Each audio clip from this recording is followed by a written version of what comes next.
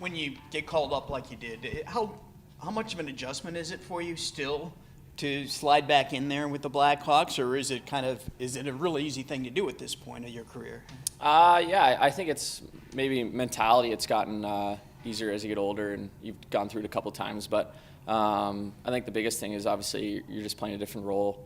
At least for myself, when I go up, not getting the same amount of minutes or maybe some less offensive opportunity. But I think that's part of being able to be an option to get called up is being able to kind of use your game in a different way and whatever is asked of you to go up and be a positive impact. So that's something over the years that I've definitely tried to work on. What's the benefit to that call up, even if it is a short one like that? I mean, what did you gain from that? Yeah, it's that kind of built-in confidence when you come back from the NHL. Playing with the best players in the world, it's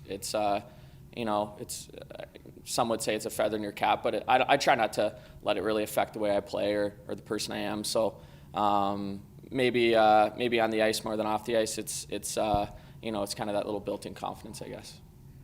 What is the environment like up there right now? Obviously, they've been bit by the injury bug. A lot of guys on IR, just a lot of guys out of the rotation that normally would be in there. How would you assess what it's like in Chicago right now? Yeah, it's a tough situation for them. Obviously not where they want to be in the standings, but they got a really good group of guys up there, and a lot of their older guys are doing a good job to kind of keep the the vibes up, and especially the young guys to keep them motivated, and I think that helps too. Is we're a really young team down here, but they're also a pretty young team up there, especially with a lot of their older guys injured. So talking to some of them, it's just trying to keep in their head that just control what we can control and do what you can on the ice to benefit the team, and really that's all you can do. You guys had a rough December. Now things are picking up again, looking up. How would you kind of, as you step back and look at the big picture, how would you assess where this team is right now? You're going to go through those ups and downs throughout the year. Obviously, ours came, like you said, in December. It was a tough month for us standings-wise, but we clawed back. With injuries up top, we lost guys. Our lineup was shuffled around, as every team goes through that. So we can't really use that as an excuse, but it's just about getting kind of back on the right track. And when you're hot, you kind of got to put the pedal down, and when you're cold, you got to find a way to dig yourself out of it, which we did. So hopefully we can get things going the right way. Coach just had some good things to say about Lipin and the progress he's making. I know you played on a line with him at least the other night anyway. What have you seen in his game and his maturation? Yeah, I really like his game.